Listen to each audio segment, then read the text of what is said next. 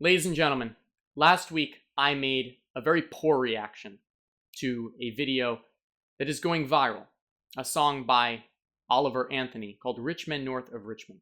It's talking about many problems that are facing the working class right now. The reason I did a poor job is that I immediately jumped to solutions without really talking about all of these problems in depth. Increased government control, rising inflation, bullshit pay, people drowning their troubles away with alcohol, and men putting themselves in the ground because the country doesn't give a shit. And I want to validate all these problems because they are all real concerns. But let's talk more about what's taking place. People want to know what's going on with their wages. Why aren't they making as much money as they used to? Why is it so difficult to make ends meet? And for working class individuals specifically, I think the answer has a clear component that is rarely brought up. It has to do with where our economy is going. We are moving from an economy that has, to this point, prioritized work within the physical domain to one that is increasingly rewarding work within the digital domain. You might have seen this reflected in behaviors of the younger generation.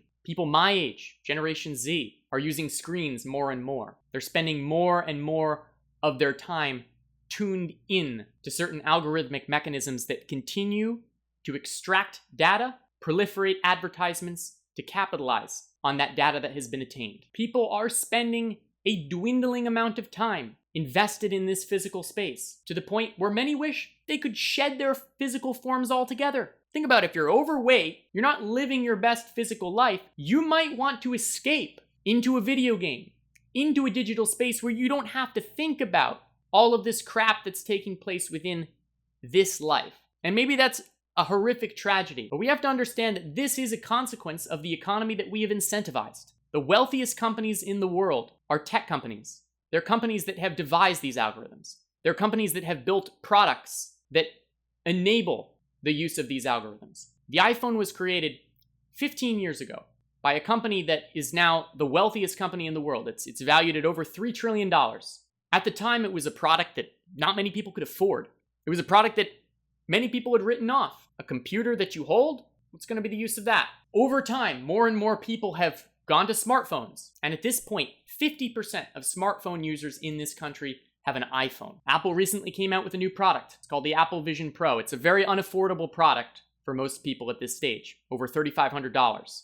However, this product, if the incentives continue in this direction, may not be as unaffordable to the average person as it is right now. All indications are that we will continue to promote and incentivize a digital economy. The next stage of this digital economy isn't about merely creating content and proliferating content. This next stage of the digital economy is to completely immerse you in the product. Now, I don't want to talk about the complexities of this that much right now, because there's a lot of things to say about consciousness and what this means with regards to being able to control your reality, and if this is a game that we really should be interested in playing. All of that is true. But right now, I merely wanted to bring this up to highlight the transition to the digital economy. This product, by the wealthiest company in the world, indicates that yes, we are moving in this direction. Facebook's shift to Meta, their focus on investing in virtual reality, that indicates that yes, they are interested in exploring this new portal of the economy.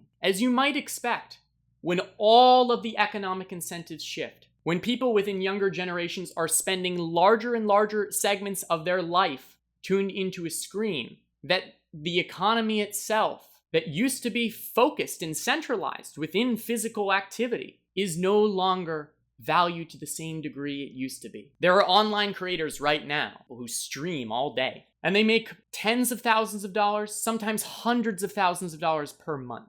You want to know where your wages have gone in the working class? To some extent, that's where they've gone. Now, it's not as if these people have maliciously stolen that wealth. That's the next thing that will be brought up. This is some kind of class warfare where one group is nefariously trying to oppress another group. It's always an oversimplification of the dynamics. More so, what happens is there's a technological revolution. Certain people benefit from that revolution, and certain people don't. And so the next question we have to ask is, how can we help more people to benefit from the revolution while mitigating the costs that this revolution will inflict on certain individuals? I want to continue this discussion a little bit more, add another layer to this, because you might have noticed, if you're a conservative, that people on the left, people that also seem to be pushing us toward this new digital era, are starting to believe some pretty wacky things. They're starting to dismiss the existence of binaries. They're starting to shift our thinking of what's possible to something that exists on a spectrum.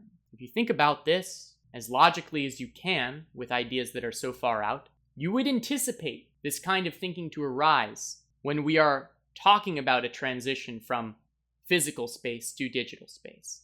Because the biological constraints that are placed on us and our conscious experience within the physical space are not going to be in the digital space. The restriction as it pertains to your identity will not exist when you are fully able to connect yourself, to integrate yourself with a digital avatar. This discussion of existing on a spectrum, it's very much possible when we reach that point. And I know that idea might freak some people out. I get it. I'm try to take this a little bit slow here. But once again, I want to make this clear to conservatives.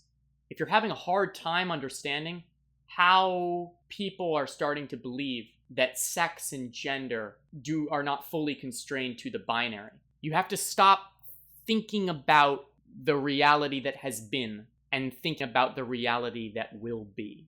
There's a really good juxtaposition that Ayn Rand posited in one of her books. I think it was called The New Age Intellectual. She made this comparison between the type of person that more aligned with Attila, reference to Attila the Hun, leader of the Huns, and a witch doctor, binary ends of a spectrum, let's say. Attila is someone who is focused on physical domination and exerting maximum control over his physical form within this space. And the witch doctor, on the other end, is someone that's looking to transcend that, more interested in sort of this spiritual awakening, a spiritual escape from one's physical form. I think that juxtapositional dynamic metaphorically describes some of the same things that are taking place on a larger scale today. Attila, I think, is being represented more by that conservative red pill type that rejects our never-ending cascade toward modernity. And the witch doctor is someone that is looking to transcend these boundaries and move past these constraints that have existed for so long. I'm going to continue to discuss these kinds of ideas on the channel to increase awareness about what's taking place in this economy. It is fundamentally a shift from the physical space to the digital space, and that is impacting the wages of working class people as more and more energy, time, attention is being invested in this new portal of the economy. The government today is comprised of a lot of old people, a lot of septuagenarians and octogenarians. Dianne Feinstein's in a wheelchair. Mitch McConnell's having a stroke on camera. These people don't know what's going on. They're not going to get out in front of these issues. If you've ever seen Mark Zuckerberg testify in front of Congress. How do you sustain a business model in which users don't pay for your service? Senator, we run ads. You'll realize these people have no idea what they're doing. The answer here is not more government. The answer is not necessarily new government. The answer is that we have to, as citizens of this country who care about building a brighter future for everyone, talk about real problems that are being ignored and that will completely swallow us if they continue to remain that way.